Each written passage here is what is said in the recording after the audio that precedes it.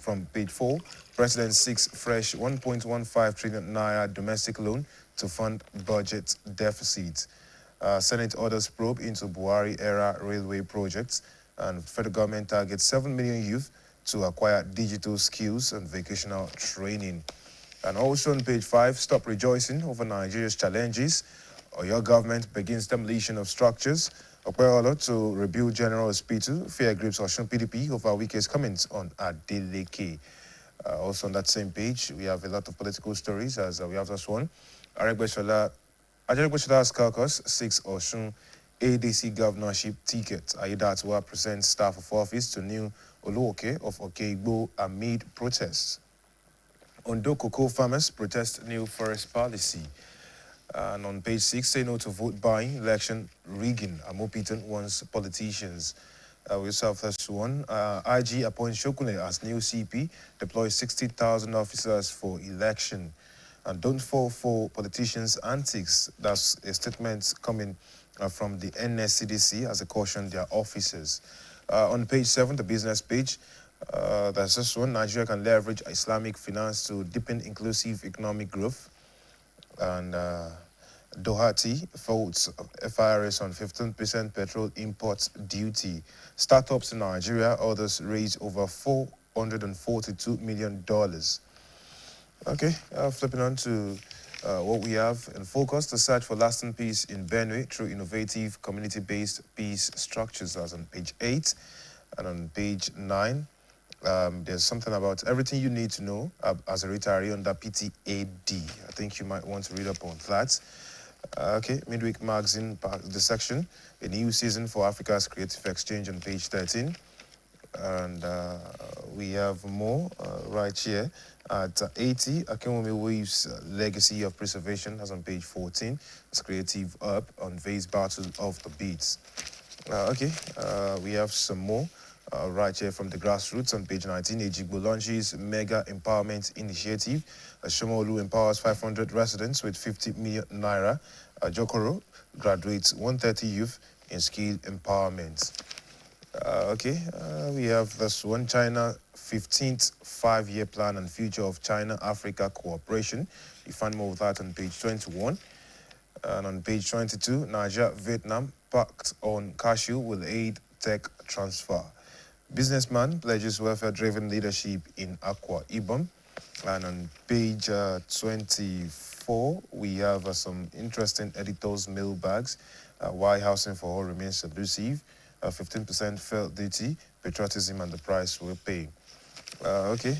On page 26, Zulum shares 63 patrol vehicles to security agencies and the CJTF.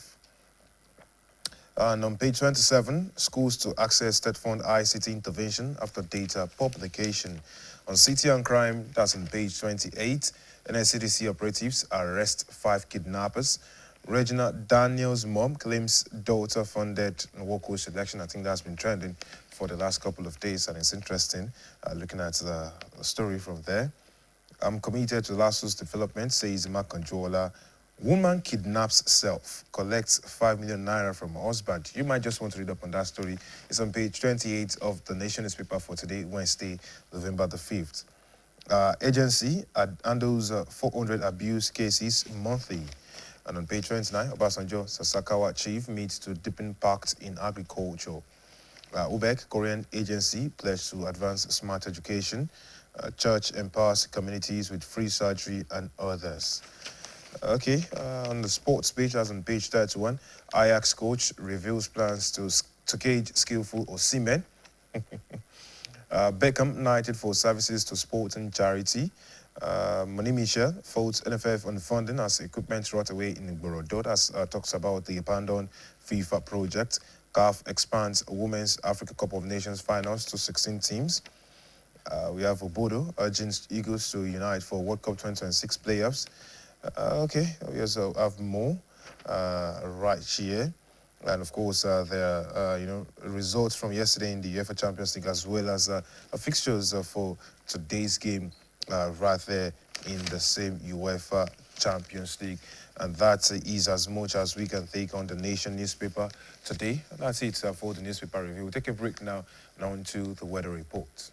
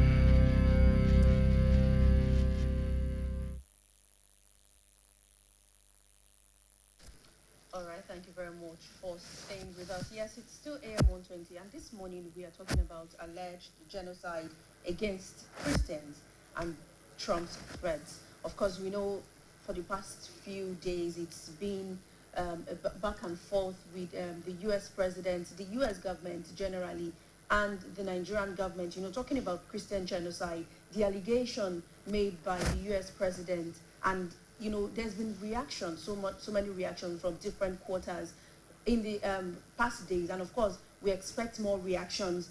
And just yesterday, former director of the Department of State Services, Mike Ejiofor, has called on the federal government to treat U.S. President Donald Trump's allegation of Christian genocide in Nigeria and his threat of possible military action with utmost seriousness.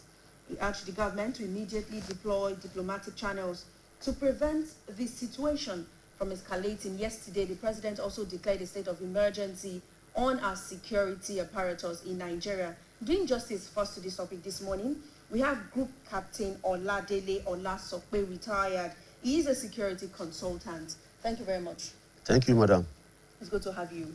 Let's have your first reaction, to this particular allegation by the U.S. president. What do you think? When you heard of it at first, what came to mind? Thank you, madam. The issue surpasses genocide against Christians simply because people that were killed in Borno State, they are mostly Muslims. Yobe State, they are mostly Muslims. Zamfara State, they are mostly Muslims. Coming down to Niger State. But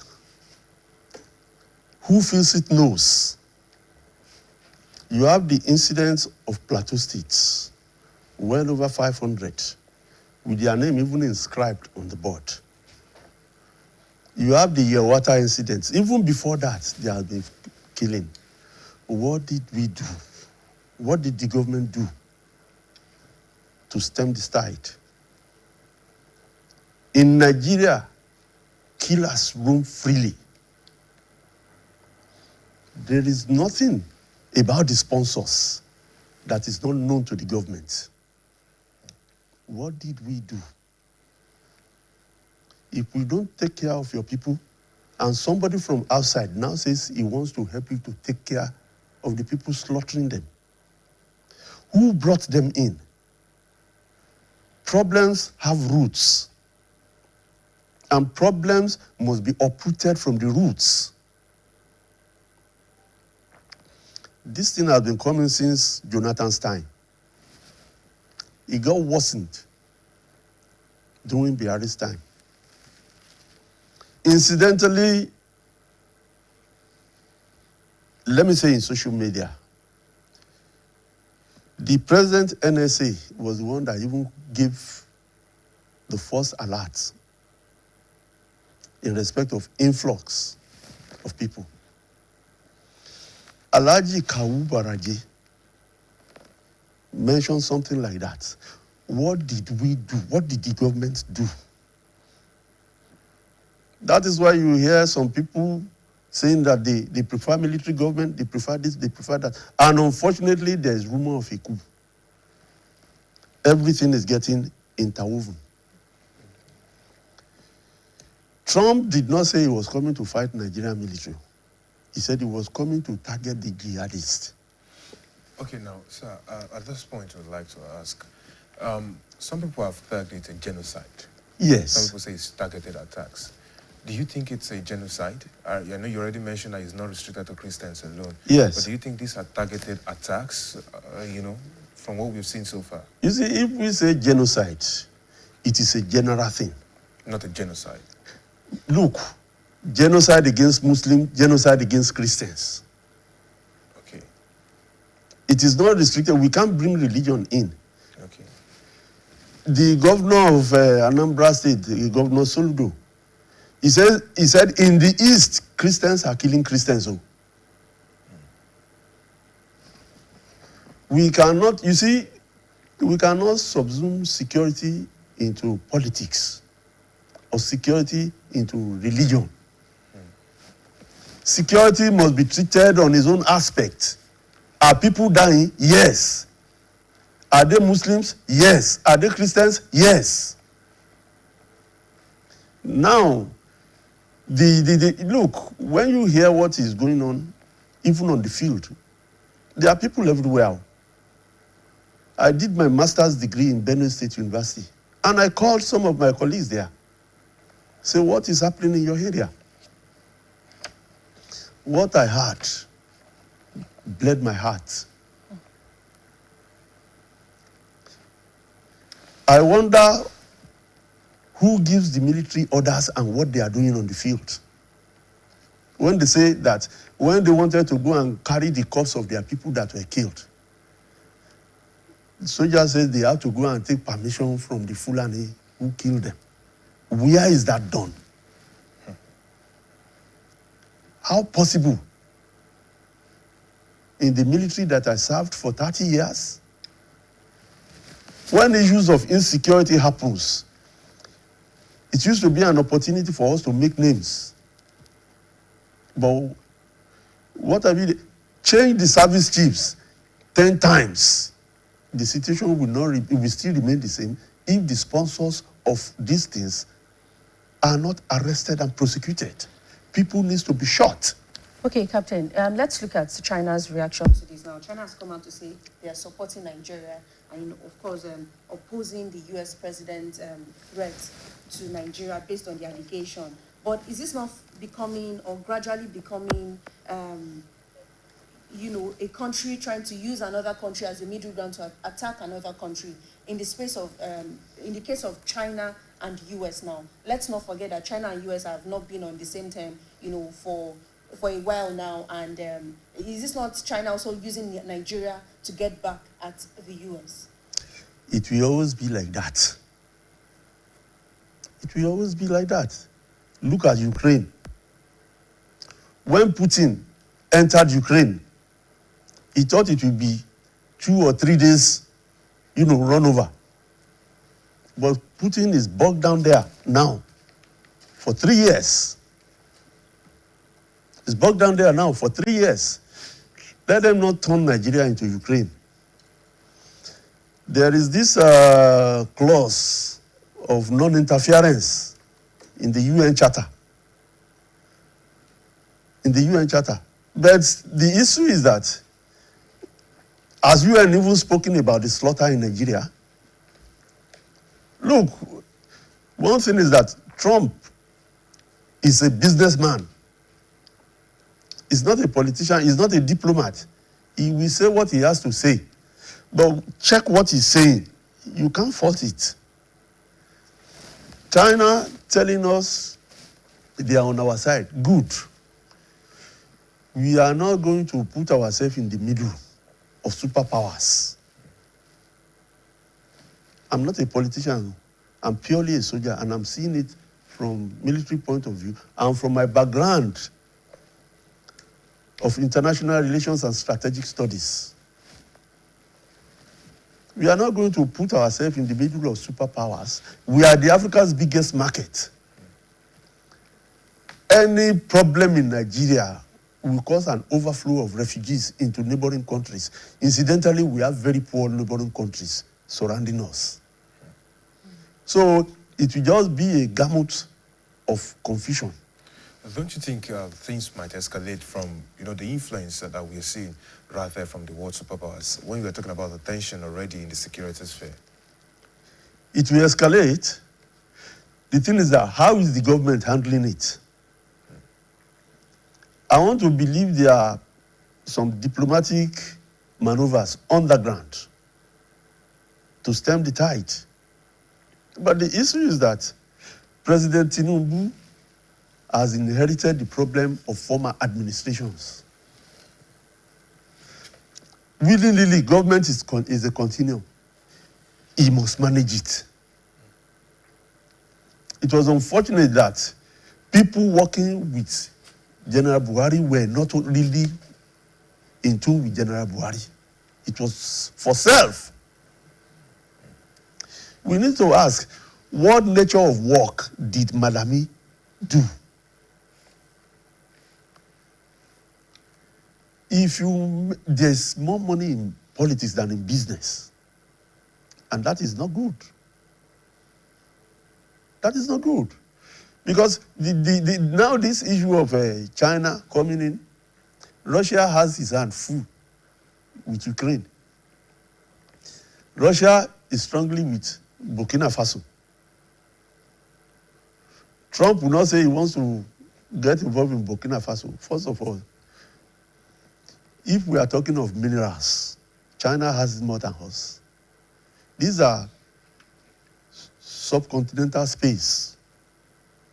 US has minerals, even more than us. So let's not say it's because of minerals and it's because of this. They want to do it. Why have we made ourselves available? We treat our people as if life does not matter. All right, Captain, we'll come back to that. We'll have a commercial break. We'll be right back. Please stay with us.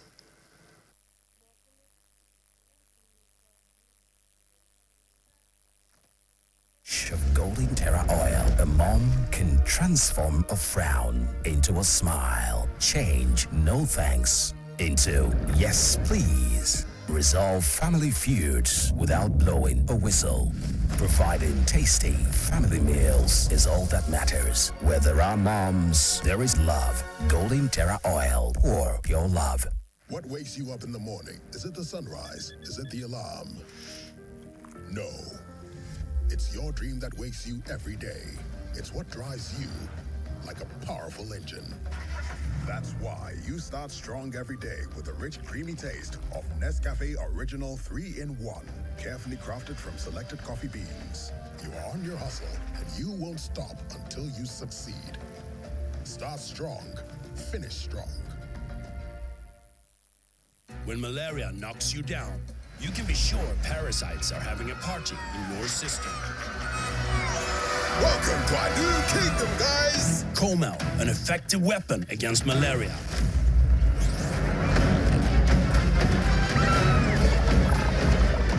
Coleman!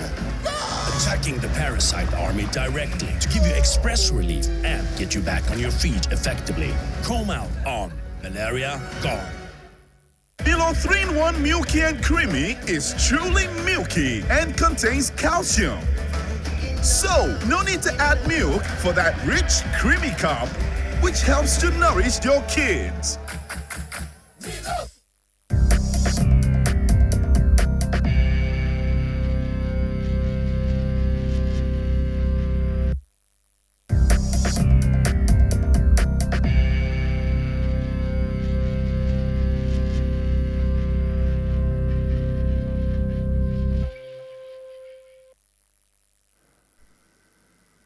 All right, thank you very much for staying with us. Still talking about the alleged genocide against Christians and Trump's threats. Before we went on that break, Captain, we were talking about, the allegations. And 2 days ago, the NOA director says that the U.S. intelligence failed the U.S. government by providing false reports. Now, given your background, as a security consultant, someone who has served the country, do you really think such intelligence will be given, or such allegations will be made without prior investigation? Just like what I said, I will not restrict it to Christian-Muslim thing. I'm from federal background, and I've been a field operative all my life. It is not Christian-Muslim thing, no. In Nigeria, killers roam freely. These people you are talking, this American intelligence that you said they are giving something, they are already on the ground here. Oh, really? They are already on the ground. They are everywhere. They are already on the ground here. Are you telling them they don't know what they are seeing? Okay, so now... But what I'm saying is that some people turn it to Christian, Muslim. And incidentally, in the area of those people, Christians are killing Christians. We need to be factual about life. I mean, life is sacrosanct. You get it? Governor Soludo said the people kidnapping 99% of them are Igbos. I saw a video clip of the people who went to campaign that they are killing Christians. Where are they from? Look, Obi should caution his men. Okay. Look, wait. Trump, he is the best president in the world. This and that. You don't one nature of patriotism in that is that you don't go and call people to come and destabilize your country. Okay, now the question here is, you've mentioned that they have people on ground gathering intelligence. Well, of course. Now, even Nigerians working for them. Don't you think there's a propaganda, there's an agenda somewhere where they're trying to drive something through? Because the US cannot just say they are coming through to do something. And yes, you have alluded to the fact that they have people on ground who have been gathering intelligence, security data, and several things. But yet they're sticking with the narrative that it is a fight against the Christians. Like I say, look, no country survives a religious war. And no country survives two civil wars. We need to be, you see, the government needs to be proactive. We must arrest issues before it even develops. We must see the trend. Well, we have something developing already. It is already because we have refused to address it. Is it the propaganda from the US? That Christians are being killed. It looks like there's a motive behind it, with what they are pushing. Whatever motive behind, we have helped them. Whatever motive behind, we have helped them. But then they are also seeing things on ground, so why are they insisting? You say what? They are seeing things on ground, so why are they insisting that it's a war against the Christians? Look, they will have reason to want to come. But when he said he was coming, he wasn't coming to, they are not coming to fight guerrilla warfare with Nigerians. So, firstly, the Nigerian military is overstretched. Too few for what they are combating. Before you face Boko Haram, before you face banditry, before you arrest you get involved to stem the tide of banditry, IPOP, Middle Belt, Christian, farmer herders problem. And the issue is of all these problems, who has been arrested and who has been prosecuted? Gamut of problem all over. What is the numerical strength of the security forces to stem the tide? They are too few.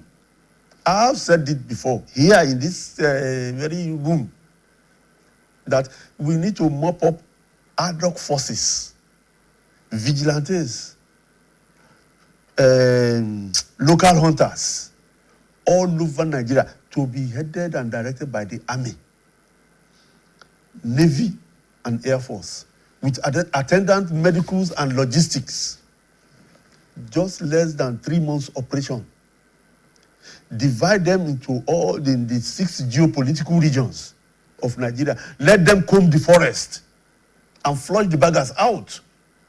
I was happy when the president said he was going to do a forest guard or rangers to comb the forest, to do this or do that. How long have you said it?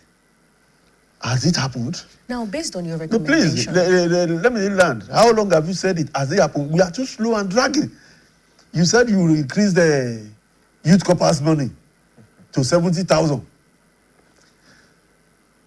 3 months going, they are yet to be paid 70,000. And the children are suffering. It took a young girl to embarrass the government before the money was paid, before they started paying the money. We are too slow and dragging in issues of welfare and life. Now, based on your recommendation, talking about the local vigilantes, forest guard, and everyone mobilizing, both on this state level, federal level, coming together. Now, this is not just a new recommendation, just as you said, from other quarters, such recommendations have been made. But it feels like, or why do you think the government is still not proactive when it comes to the security apparatus of the nation? You see, when you treat people, I don't want to use the word sacred cows. I will say sacred lions. By the time it keeps devouring the people, everybody will be shouting. You said the US is shouting. Did we not see bandits bringing their arms to parley with politicians? And they be giving money? Where is that done? This is the age of satellite too. I posted some of those things. In Katsina, bandits, in which nature of Nigeria are we building? Who harmed them? If you say the arms came from Libya, how did it get in? We had videos of them mopping arms in the forest. Did we go for them? That is the proactive nature. If you see things happening, what do you think it will lead to? And how do you stop it? So when you are talking of the people calling genocide, that are killing Christians, yes, they could be predominantly Fulani, whatever. Then some people say, no ethnic profiling, no ethnic profiling. If they are Fulanis, let them be flushed out, let them be killed. Don't let them go back to their Senegambia. Don't let them go back to their whatever, Syria, I don't know, Burkina Faso, or where they brought them. Finish them here. Because if they go back, they will still come back. But we have seen an issue of the radicalization in Nigeria where, you say, or the government are saying that repentant bandits, they are trying to reintegrate them back to the society. Do you think that should be a conversation we should be having in Nigeria, considering the fact that, these are people who have also killed, hurt people, and we are talking of reintegrating them back into the society? You see, we know how to treat issues with kid gloves. And on the surface, somebody who's supposed to be dead, you say you want to reintegrate him. We are signatories to international charter, this and that. Why will the man be killing people? And you don't want to kill him? Repentant Boko Haram, repentant this. Some will even be put in the government establishment. But whether they were inducted in the army or not, I don't know. I have a classmate that served in Maiduguri.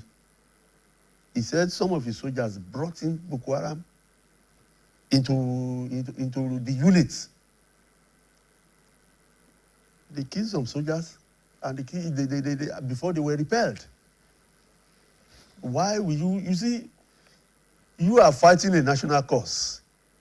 Somebody with you is thinking of religion. But Boko Haram has killed more Muslims than Christians. Nobody will ask you before he kills you whether you are a Muslim or you are a Christian. Look, this Nigeria has been so good, and it must be good. I was traveling to the north. As a young officer, I got to Niger State. My car had problem. The brake something. Fire from the brake something. It was one of these young boys going with trailers that did like this. Keremi motor. They call them Keremi motor in the Hausa language. All these motor boys. By the time I said, I was just, fire. Wuta. Before I could go to the booth to bring my fire extinguisher, a Fulani man broke the fence of his house and mobilized his wives, 4 wives, to bring water to quench the thing. He didn't ask me, are you Yoruba or Fulani? He didn't ask me, are you Christians? When you are going to the north, when you have a problem, you will see people who will house you and feed you, and they will help you to get a mechanic to come and repair your motor. That was the Nigeria I lived. That was the Nigeria I want. So when people bring politics and Northerners against Southerners, this and that, whoever is saying that, it is when they marginalize them out of power. They will now resort to North-South. But the same person talking North-South will be giving money to take care of this Almajiri and the Northerners, and they will divert it. Come and be staying in Abuja. And they will cause problem. Balarabe Musa said, when he saw them financing people to come to occupy forest in the south, He said, you cannot cause problem in your house and put it in another man, put the problem in another man's house. Look, statesmen have gone. Do we really have statesmen again? But the thing is that the president of Nigeria sees more than me. He hears more than me. Because the apparatus are vastly at his disposal to take his decision as at when due. Look, I don't know why things are like this, but we cannot be thinking of 2007. Who knows who will sleep and wake up tomorrow? Do the needful. Now, sir, I have questions. That's stemming from what you just mentioned about the president seeing and knowing more. The question is stemming from the fact that there are pictures that have resurfaced. First off, his vice president, his vice was taken in pictures from several years ago, dining with, known Boko Haram terrorists, amongst other things. We also have evidence, right there, that the president also called out what was happening back then, during Jonathan's regime. Now, if we have all those things coming in a mix, it's not a good look for us as a nation. And we are still looking at them being reactive.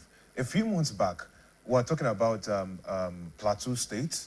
We're talking about, there was this where we had a communal clash. We had different places where a community was sacked entirely. And there were questions on the likes of Governor Muftwang, amongst others. Now, what exactly is the presidency not doing right at this point in time? Because, this look on Shetima, this look on some members of the cabinet, this look on himself from his, antics before he ran for presidency, these are some of the questions that people would ask. So what is he not doing right? What is he not getting right in trying to resolve these issues? But before we actually go on to answer that, I think we need to pay some bills. We'll come back right here to answer that question on what he's not doing right.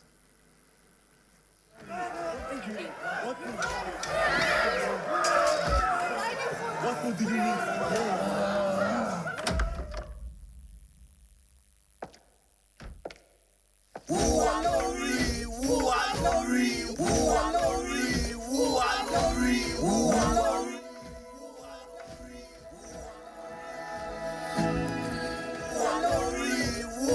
Ẹ̀yin tèmi, oúnjẹ ti délẹ̀ o.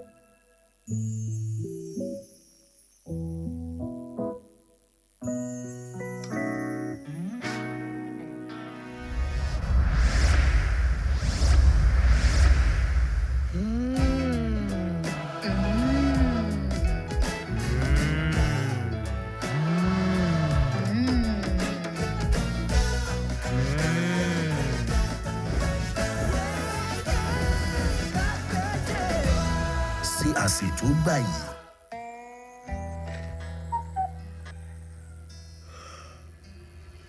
Supramalt Multivitamin Junior.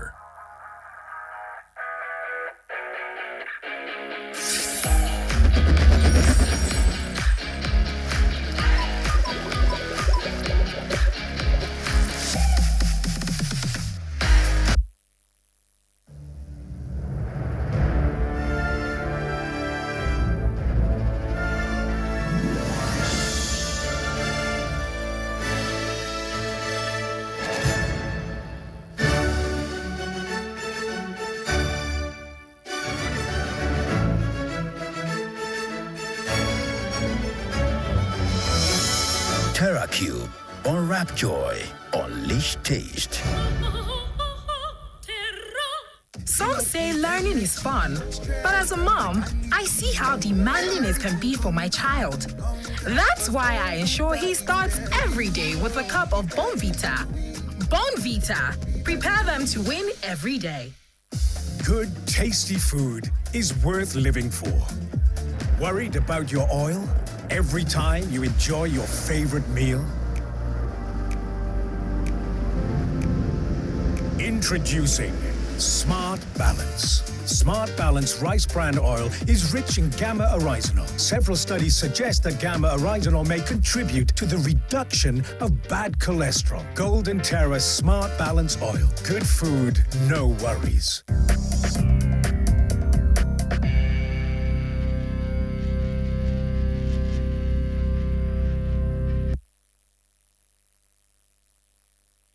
Welcome back. Yes, we're still in discussions with Group Captain Oladide Olasope, retired, a security consultant, right here on the topic, alleged genocide against Christians and Trump's threats. And yes, we're asking a question, given what we have seen, what the president is not doing right. What are the things that he should be doing that he's not done yet? Firstly, you mentioned Shetima. Yeah. Shetima is his vice president. As at the time Shetima was paraded with them, he didn't know that he would become vice president. There was the mention of Alumadu Sharif being involved in Boko Haram. Kawu Baraje named people. Even National Security Advisor, they name people, they know them. What have they done? You don't surround yourself with wolves and feel safe. If you surround it, look, okay, let me say, coup or no coup. If there is a coup and they get rid of him, give him the senior Shonekon treatment, those same people will be laughing. Straight away, they will change to the side of the coup plotters.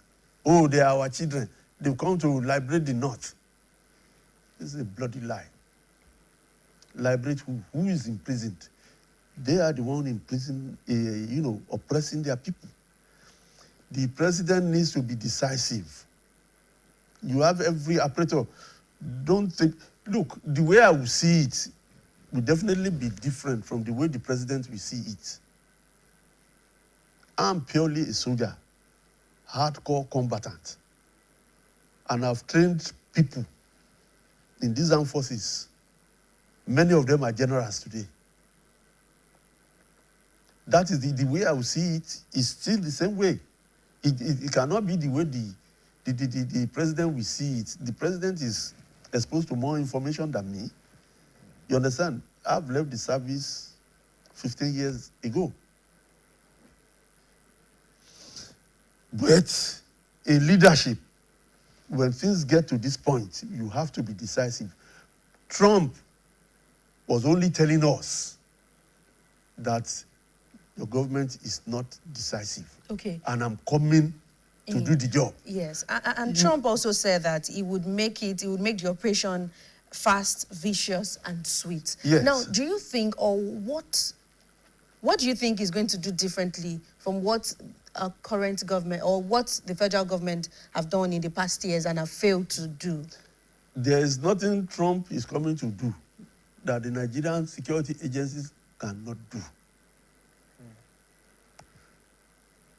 A superpower is a superpower. But is there something they have not done that Trump thinks he is coming to do or he can do? What have they done? We've seen bandits parading themselves, they're doing party with politicians. Have we done anything to that? State governments inviting the federal government, whether federal government has a hand in that or not, I don't know. When you see state government officials, you even see helicopter landing to give bandits money. The ex-swire chief of defense staff said that when they arrest these people, they see dollars in their hands. Where did they get the dollars from? 400 Bureau de Change operators were arrested for aiding Boko Haram and banditry or whatever. What did Malami, as Attorney General, what did he do to that case? Was any of them tried? Yet, UAE in Abu Dhabi have jailed about 7 or 8 Nigerians sponsoring terrorism in Nigeria. Do they love us more than ourselves? Don't you think that it will be difficult for some people to be able to pull certain strings, given that there was a time where we had, in quotes now, repentant Boko Haram, members, let's use that, who were brought back in society. They had to go with taxpayers' money for rehabilitation and all of that. And some of them were introduced into the armed forces as well. Like I said, I had that. I have no confirmation. But there were pictures. We had all of that flooding in front of papers. No, see, what do they expect? Look, the issue is that If government fails to provide employment for people, it will get musky like this. People, let me tell you something. These are two different people now. Look at Senator Natasha, what she's doing in a senatorial district. Then in the north, you hear that a governor is buying broom for them, empowering them by buying this, by buying nonsense for them. Let them go and copy that lady. That lady was traveling, they seized her passport. She stood her ground and she made sure she collected her passport. That is what education will do to people. She knows the law. I was watching it yesterday. I still have it with my something. At the airport there, what is the Senate president doing, harassing a woman about? Instead of facing the core issue of security of Nigeria. Are we really serious? Then we say Trump is doing this, Trump is doing that. If he's sending them to come and help them to clear the baggers, let them come. Let them come. Is it not a shame to us? We have everything to work. We put politics in it. And somebody is sending somebody to come and do the job. Saying this is a lot politically influenced, heavily politically influenced. What is the insecurity issues that we have? That is why I say you cannot subsume security in politics. So. When you mix it up, it becomes something else. We are talking about human. Security is everything about our life, our existence, how we sleep, how we wake, how we do business. It is because your state is secured. That is why you can invite me and I will come. You cannot invite me if there are Boko Haram or whatever on the way. I will have to call the Air Force commander. Oh boy, clear those gas. Security prevails even above the law. Because the society must be secured before the law operates. Law is indolent. It is what you do with it that makes it work. So we have not done a lot of things and it's getting decayed. I have never seen a situation. Look, I took part in internal security operations with this dynamic governor, ex-governor then, Governor Dangiwa Umar, that I was sitting and taking tea with him in his office. Was already, as a young officer, I was already turning my head because I admired the man. In the military, you are not to know who is a Fulani or who is it is what the person is doing. Do you like it? Is he doing it right? Before it gets to when now the same Nigeria now becomes a country where we will be drinking tea with bandits and they will be displaying their arms. Captain, we'll be right back after this break and we'll talk about, Trump labeling Nigeria as a country of concern. But before we talk about that, let's take this commercial break. It's more than progress. Progress no dey happen just like that. It come from support when you need help. Mommy, I got the school fees. You too much. Na money point. Money point, thank you. Customer, na transfer, abi? Confirm. Bro, na transfer. Na money point, okay? Oh, na confirm. Progress na peace of mind when you know say payment go land as Sure Banker.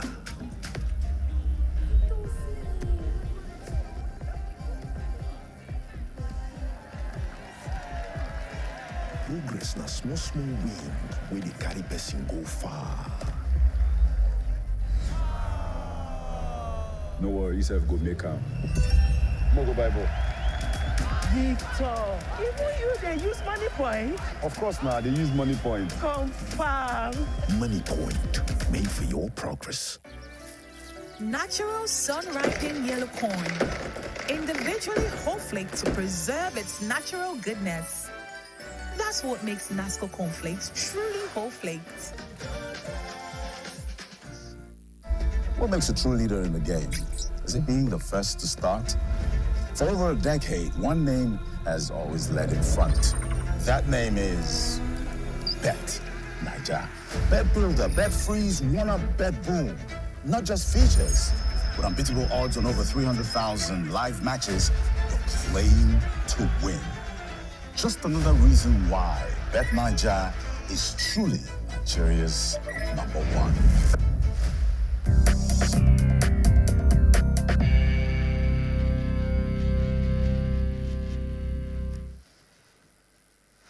All right, thank you very much for staying with us. Still talking about alleged genocide against Christians and Trump's threats. We still have Group Captain Oladele Olasope, retired, a security consultant, of course, someone who has served, Nigeria, looking at the concerns we have in the nation currently now.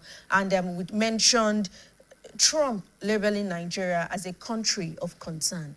Where does that leave us, and the perception it creates for Nigeria, in the global space? Firstly, like I said, if he says we're a country of concern, I would say we are more than a country of concern. By the rate people are dying. If I don't say the truth right in my house, they will come for me. I mean, the people killing people. They are already in Oyo State, Ekiti, Kwara, Kogi. If it's not a country of concern, what has it become? The whole international community was seeing us hosting terrorists, partying with them. Hunger is in the land. You are giving terrorists money. The same terrorists kidnap people, they collect millions. And that is not a country of concern.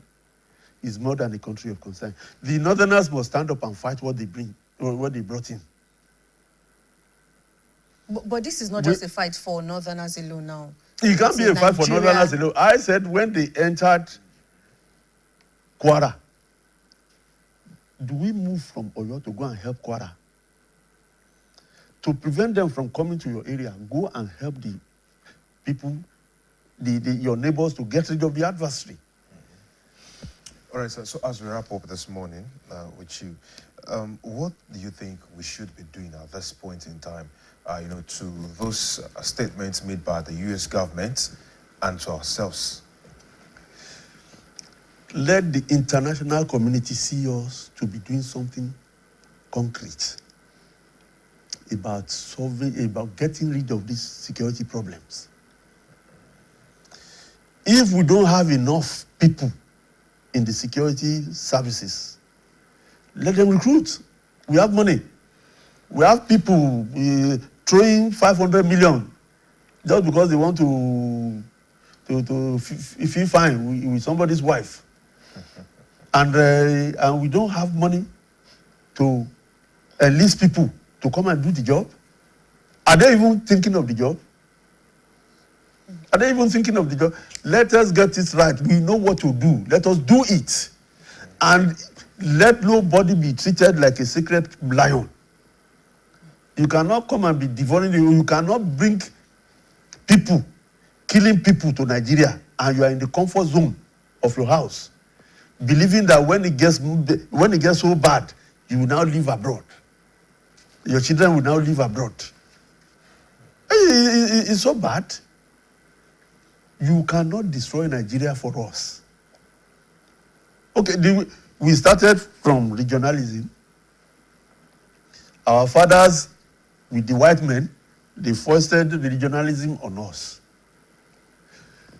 Chief Awo in 1952 said that let us put the secession clause, that whoever wants to go, whichever region wants to go, let them go with ease.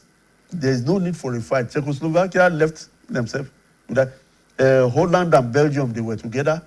There was no fight. They separated. It was Zik who said, no, that is not national. That is not this, that, not that. Why he said that? All of a sudden, we had independence. Independence, bam, there was a coup. Ironsi came. Ironsi told Nwabueze to churn out decree to abrogate regionalism. We are now calling unitary government, federal government. Are we not deceiving ourselves? We are now calling unitary government, federal government. Now, For us now to go back to regionalism, the North is already in problem. They are saying we cannot talk of regionalism when we have security problem. Who started the problem? We should come and help you to get. Do you know how many Igbo, Yoruba, and other ethnic children have died fighting Boko Haram? Who created it? Alumadu Sharif is feeling fine with billions today. Look, how are we thinking? You can, if you create problem in your region, face it. There was one boy, Shetima Yerima, said he's one of the leaders of Northern Youths. He's giving Yoruba 2 weeks to go back to the south to do. I said, my friend, I don't want to use insulting words on the something. I said, why didn't you get rid of Boko Haram that is disturbing your fathers? Well, this is a fight, for all Nigerians to fight. But more importantly, we've looked at the allegations, and we've been in conversation with Group Captain Oladele Olasope, retired, a security consultant, who's been talking about the alleged genocide against Christians and President Trump's threats. Thank you very much, Captain. Thank you, madam. We really appreciate your input. Thank you. We'll be right back after this break with our second guest. Please stay with us.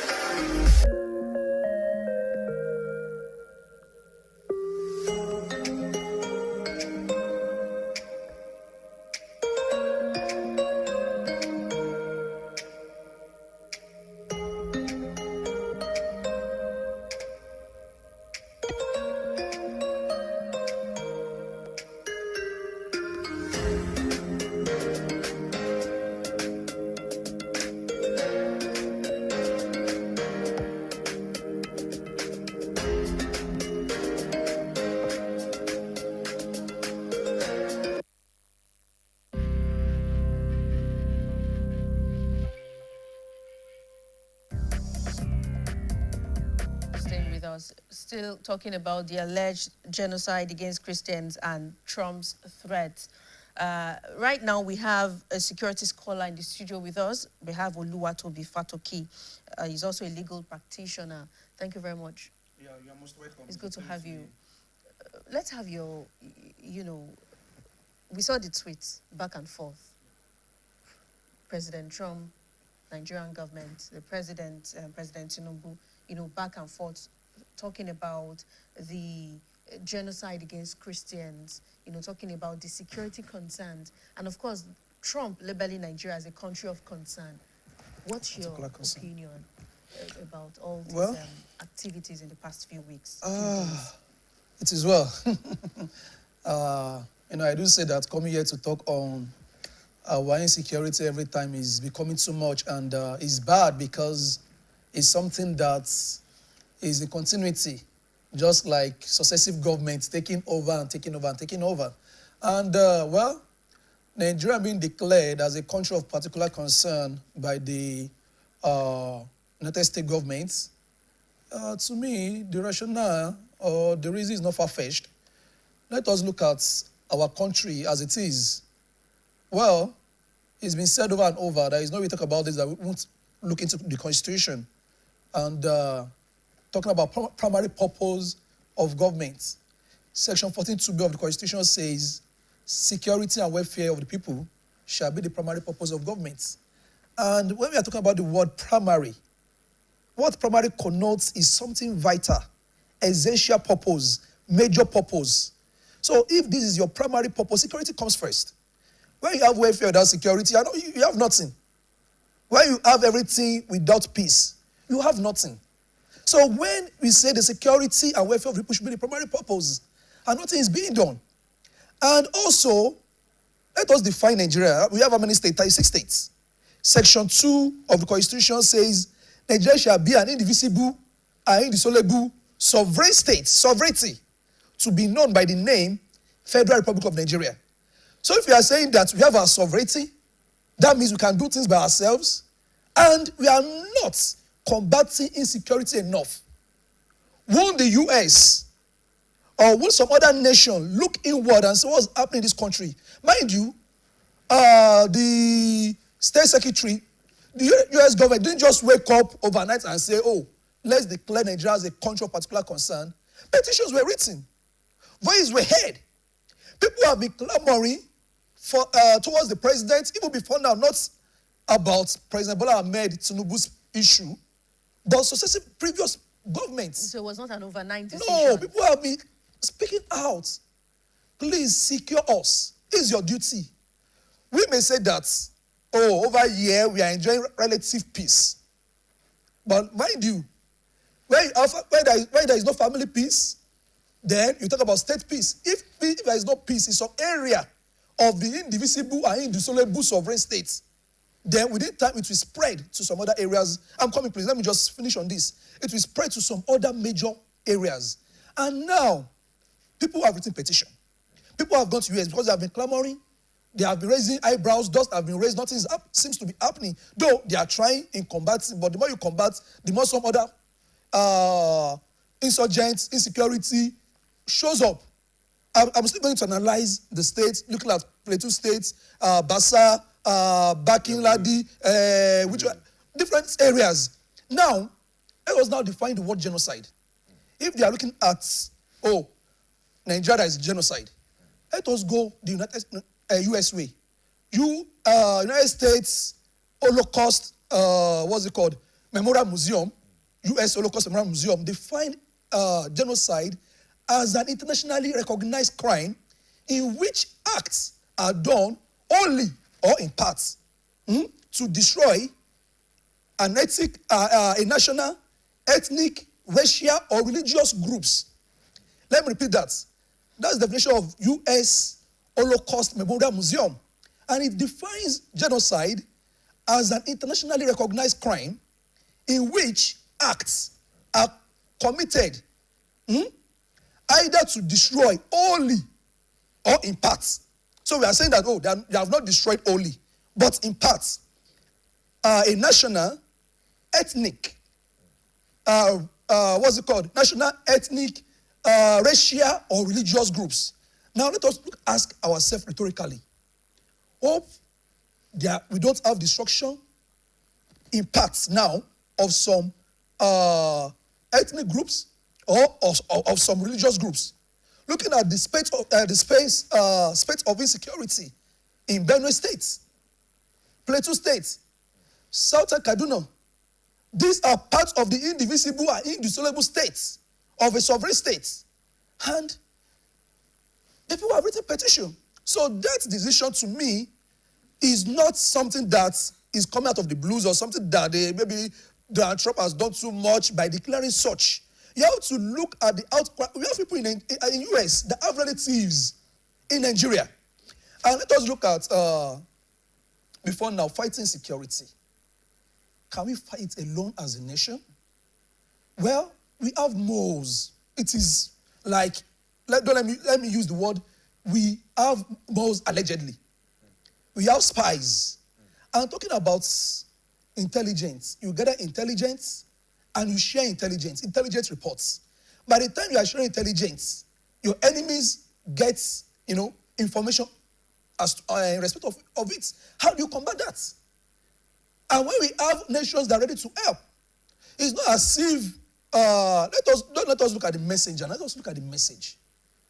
Though I will still talk about the vices. But let us look at the message. Okay. Okay, let me pause on that. There have been outcries, including one where the president, amongst other people, the present president, amongst other people, went to the United States to ask for help. It looks like that is passed on to him now. But then if you were in President Tinubu's shoes, what would you do with what has happened in recent months, with what we are seeing presently, and with that statement from the U.S. government? Because there are a lot of things hanging in the balance. And trust me, it's not just the fact that U.S. Is coming to help. It is what comes after. Because if you look at precedents and history, people are starting to think there have been a lot of places that the United States have intervened, invaded in quotes. That's why I'm saying talk about the vices. But then what is left of all those places? Now let's look into that. If you are President Tinubu, what would you do at this point in time? Thank you very much. Let me start by saying this. A few weeks back, though there have been intelligence gathering over time since 2024 about maybe they are planning coup or thereabouts. And a few weeks, we saw the change in service chiefs and the likes, and confirming the rumor that, alleged coup plotters and the likes and so are being questioned now. And let us look at the aftermath of a coup. Assuming the coup succeeded. What are the aftermath of a coup? 1, overthrowing the government. 2, the person on seat could have been killed. Now look at all the decisions made by the government. Immediately they woke up. That shows that they prioritize their own safety. But if we should look at coup the other way, towards the citizens, have there not be, in courts, coup against the citizens of Nigeria, where people come and invade your territory, take over your land? It might not be everywhere, but Nigeria, in parts, in some parts thereof. Now, back to the question being asked. During the era of President Goodluck Ebele Jonathan, there were mercenaries being used from South Africa to combat crime. Now, UN Charter, Chapter 7 of the UN Charter, talks about, a country coming directly to invade and combat your crime. But Chapter 8 of the UN Charter talks about the collaboration between a nation, dialogue, international, what do we call it? I've forgotten the word to use now. They come in to assist, to collaborate. Different from invasion by Chapter 7 of the UN Charter. I'm talking about Chapter 8 now. So what the president ought to have done is to have extended hand of help to other, countries that could be of help. That was done, I think I watched it on one TV, broadcast TV, I don't want to mention the name, where a former governor was talking about the role they played in chasing away those that were meant to help them combat insecurity. But we have a commercial break, right. But I also want to talk about, looking at US's, response. Don't you think it should have been an issue of dialogue instead of, threat of invasion? But before you answer that, we'll be back after this commercial break to talk about that. Please stay with us. When malaria knocks you down, you can be sure parasites are having a party in your system. Welcome to our new kingdom, guys! Comel, an effective weapon against malaria.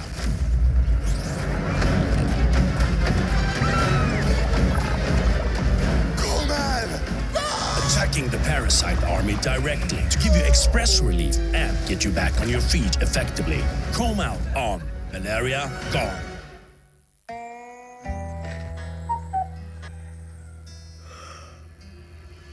Supramult Multivitamin Junior.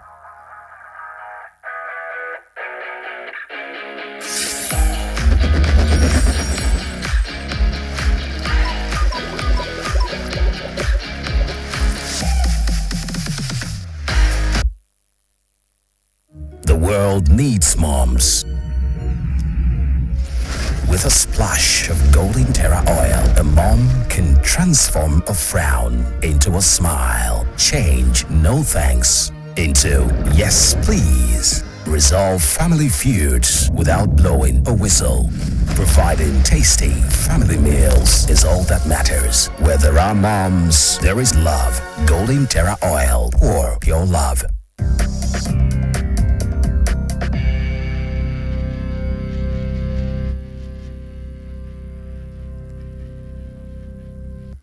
Thank you very much for staying with us. Still talking about the alleged genocide against Christians and Trump's threats. Before we went on that break, we were talking about U.S. invasion, that shouldn't it be a dialogue with the Nigerian government, instead of starting with the threats? Thank you very much. Well, so dialogue is good. And let me ask rhetorically, do we have a Nigerian ambassador in the U.S.? Are we represented? There are things that ought to have come in, to have been put in place before now. And we don't have that. And systematically, when issues were raised to the U.S., they have done their research, they have checked documentaries, we are in the digital age.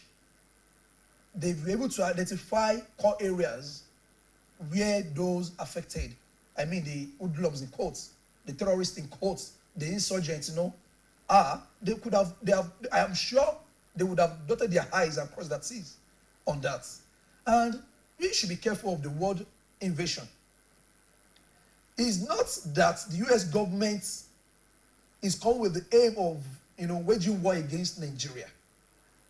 They are coming in a way to help Nigeria fight or eliminate those that they see as people committing genocide. But what do you think? What do you think the U.S. government would do differently from what Nigerian government have done in the past 20 years? Thank you very much. They have the technical know-how, but we should be mindful that Nigeria is a land flowing with milk and honey.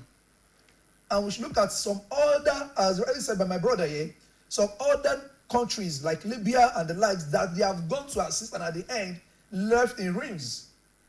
But if you cannot, I think it's high time we started combating this issue inwardly. We should, I think of recent, is it today's news or yesterday, some officers in the Department of State Service were sacked, and also shake up in the military as well. So we should keep overhauling our security, agencies to separate the wheat from the shaft.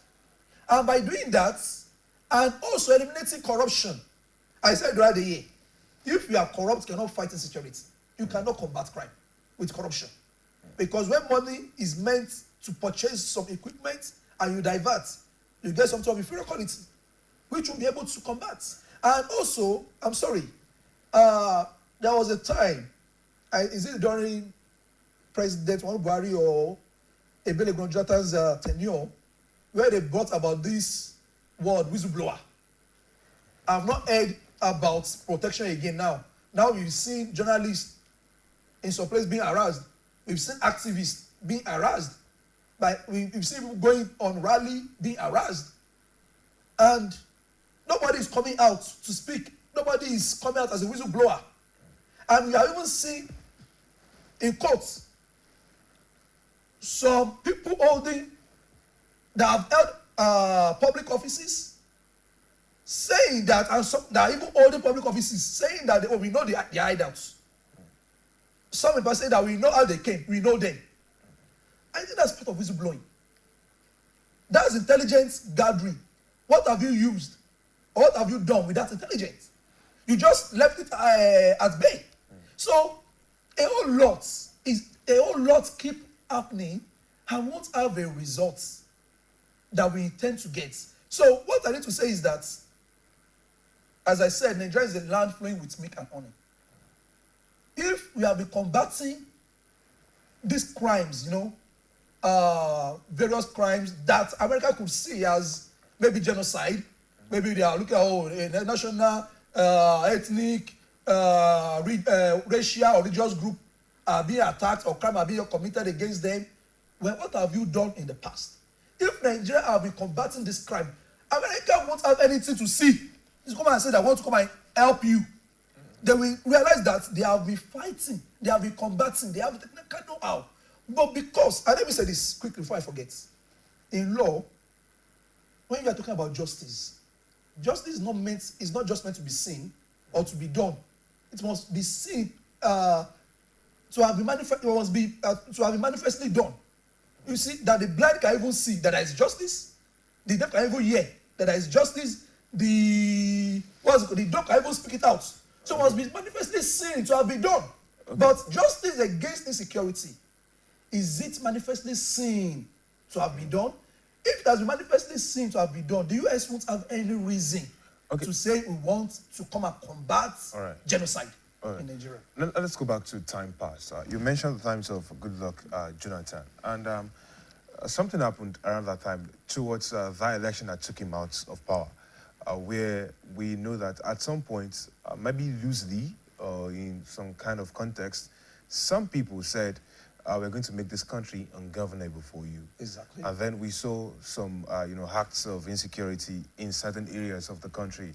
And when he was leaving office, Goodluck Jonathan said he was going to leave because his ambition is not worth the lives of several Nigerians. And he left right after that. And, part of those who were trying to engineer moves to chase him out of power then, politically now, was is the president now, who is now in this quagmire himself. Now there are questions, but then how did it escalate so bad? Because it looked like things could be easily controlled from then on. One of the promises I remember back then, was that when Jonathan was out of power, they would be able to combat insecurity as it was rising as at that time.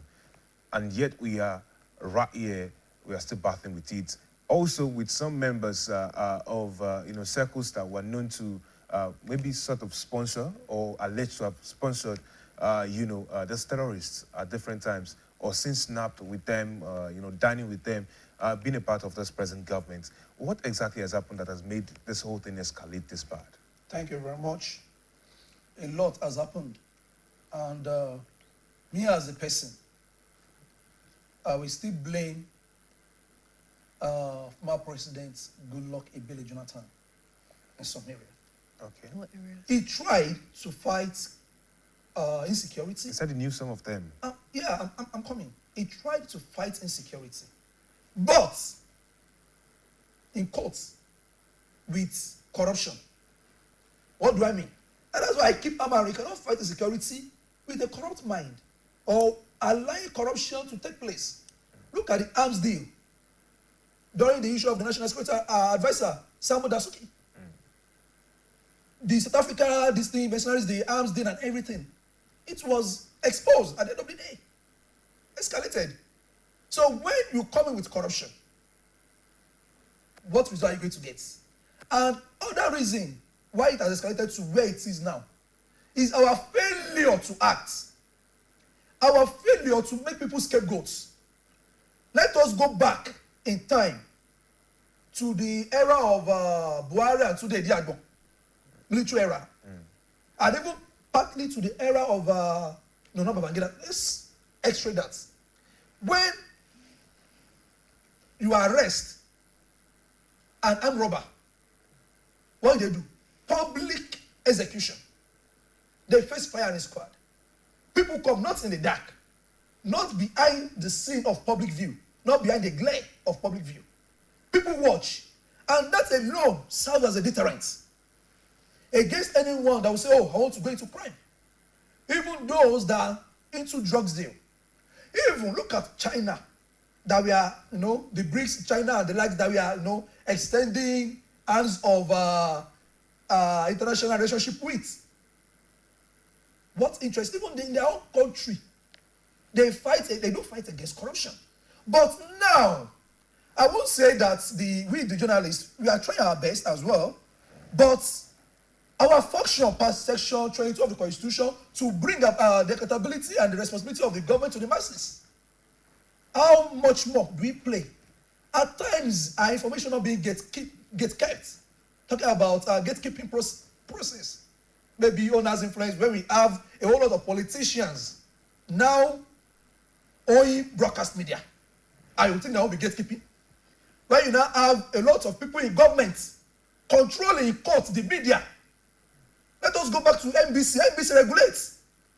And at times, now that's why if you look at most of the, when public affairs analyst comes to talk or callers call, I don't know, we hear that, what you are listening to, or they are the views of the caller or of the analyst, not that of the, do we have that before?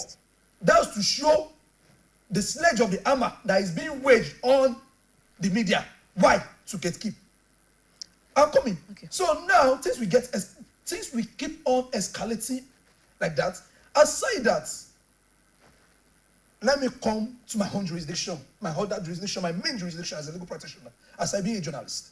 Now, how many of the arrested have the press, now combining with the duty of the press, reported to have faced trials and to have been sentenced or to have been found guilty?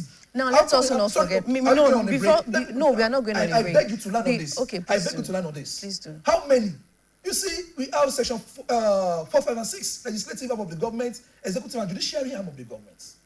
But when you keep having undue interference, especially the executive arm of the government, over the judiciary arm of the government, you won't be able to fight insecurity. And also, another reason why it has escalated to this point is because people are now, I said it here, seeing crime as a business. When you say, oh, pay ransom and they get ransom, which is wrong. It shouldn't be. And lastly, on this, so I'm very sorry, my dear sister. Lastly on this, when, I'm even making forget what I wanted to say. When the act encourages crimes, you must fight it.